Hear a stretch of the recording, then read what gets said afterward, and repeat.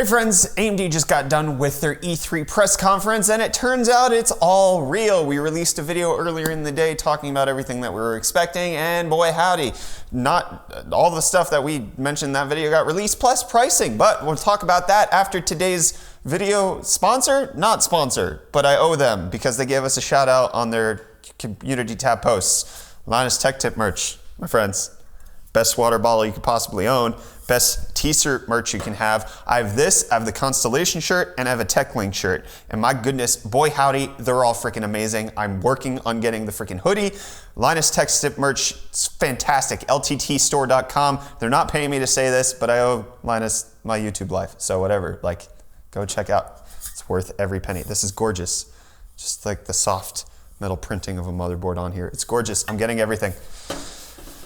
Buy it now before it's all gone. So my friends, let's talk about the E3 press conference by AMD in the order that the operations kind of went on. First, we got a recap of basically everything that went down at Computex, but with more benchmarks this time. They showed off the 3800X and the 3900X beating Intel handily in quite a few games, and also including like benchmarks that I was confused about, which is like CSGO benchmarks and them getting 400 FPS at 1080p. I don't know how that's working because the last time I saw AMD benchmarks, they weren't as good, anywhere near that good against Intel. And 15% IPC improvement doesn't explain everything, my friends. Anyways, I'm kind of confused about that, but it looks like AMD is going to beat Intel in a lot of games just across the board, and it's going to be a 50-50 split as to whether or not you're getting the best one. Obviously, this is likely comparing base against base, and Intel CPUs can clock over 5 gigahertz, so I do think that the 9900K is probably going to retain the crown as the best gaming CPU you can buy if you can overclock it to 5.2 gigahertz, which is pretty easy on most of them. 5.2 gigahertz on all cores or 5 gigahertz on all cores, and you're probably going to beat AMD, which likely won't overclock as well. Anyways, I'm getting off topic.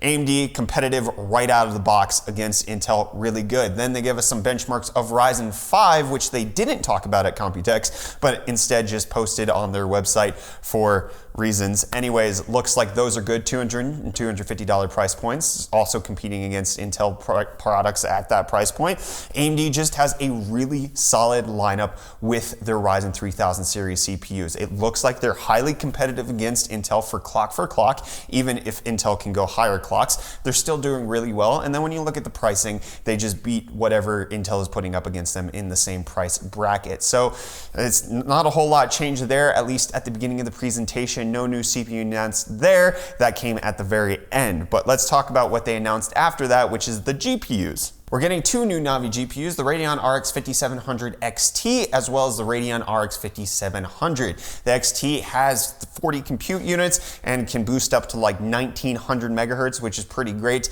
and is going to come in at a price point of $449. And with the gaming benchmark slides that they showed, it beats the RTX 2070 pretty handedly in a lot of games. Obviously, there's probably some other games that they're not including where the RTX 2070 is going to win, but for $50 cheaper, it looks like the RX 5700 XT is the one to pick up at this point.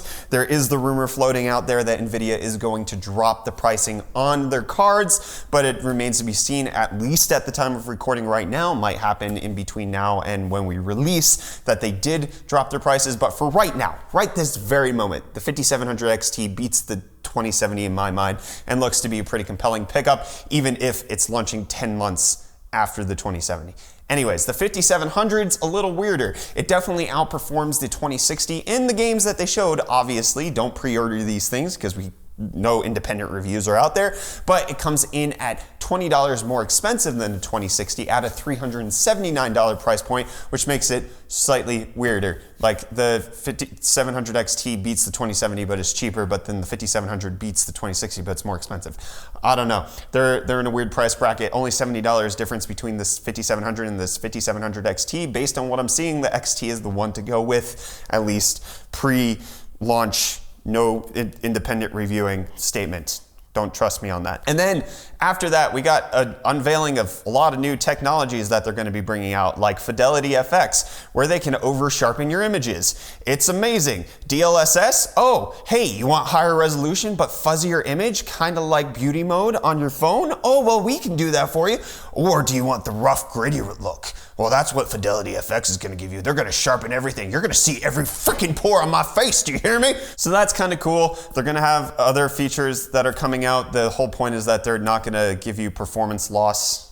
That's the general idea.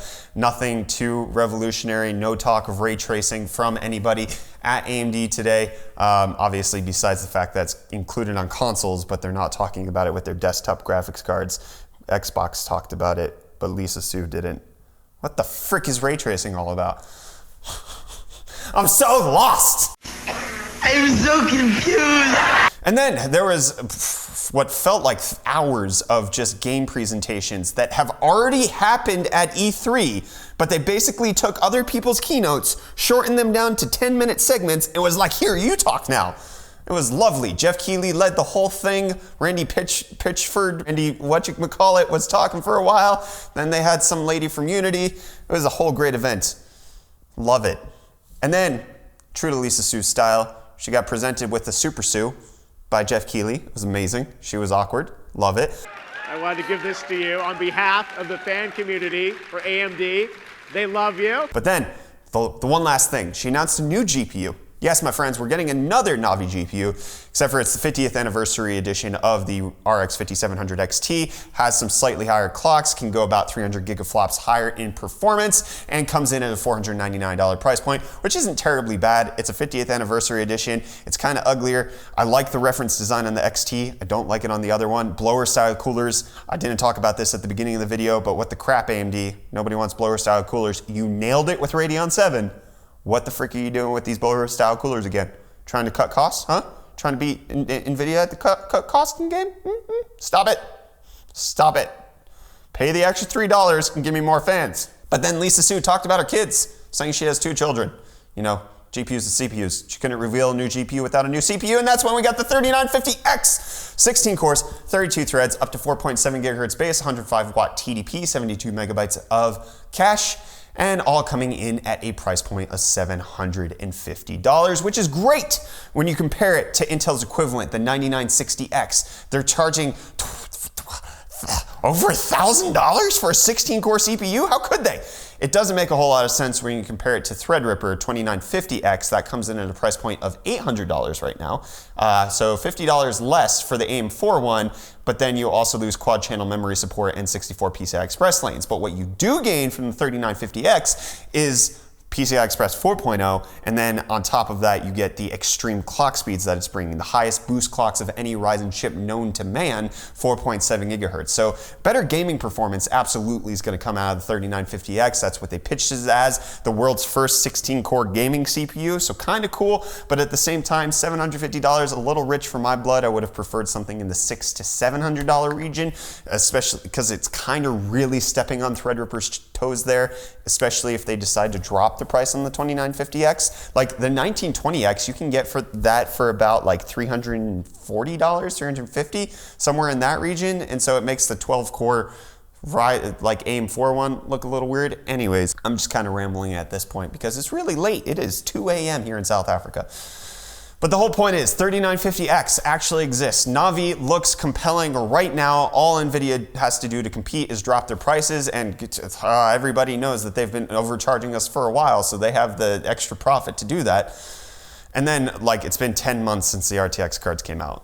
It's really like, and AMD is just really behind here, even if they're competitive in the current market as it stands right now. It took them a while to get. CPUs though, AMD is crushing it, doing amazing things. I just freaking amazeballs, get it AMD. Keep bringing us great Ryzen glory, and I'll keep buying your stuff and buying your stock. I'm not gonna buy their stocks, okay? Speaking of buying AMD stocks, check out Linus's merch. LTTstore.com. Pick it up. They gave us a shout out. I give them a shout out. Buy their stuff. This is like, Reese, come feel this. Have you felt my shirt? My favorite one that I have right now is the Constellation shirt, but this feels amazing. This is great material. It fits perfectly. I ordered a large. It actually fits my sleeves. I've ordered larges before and they come up to here, and I don't need no Cotton Eye Joe going on, okay? LTT Store stuff fits properly, feels good, amazing quality, worth the price. Buy it. Afterwards addendum that I forgot to add in, but through the magic of editing, looks like a seamless continuous thing, even though we shut off all the lights and had to turn them back on. Anyways, forgot to mention release dates. So, as everybody knew, like Ryzen 3000 CPUs coming out July 7th. However, at Computex, AMD just said that it was coming out in July. Well, they confirmed that all of the cards are going to be available July 7th as well. However, the 3950X, my friends, they confirmed that that's coming out in September. Because September, as you know, sept means 7, and it was at one point the 7th month, so that's kind of cool. Except, what the frick, AMD, because Lisa Su had an entire giant slide said coming out in September. This September for $749. But then at the end of her keynote said, oh wait, all of these are coming out July 7th. Including the 3950X. And then when you go to AMD's website, at least at the time that we're recording this, it also says the 3950X is launching July 7th. So which is it, AMD, September or July 7th for the 3950X? Why would you make an entire slide that says September and say it on stage? I don't understand you, AMD. What are you doing with your life? Make me some cash, money, views and the clicks. Anyways, that's the end of our AMD E3 recap. Thank you so much for watching. I'll see your smiling faces again in the next video. Love you too. Bye.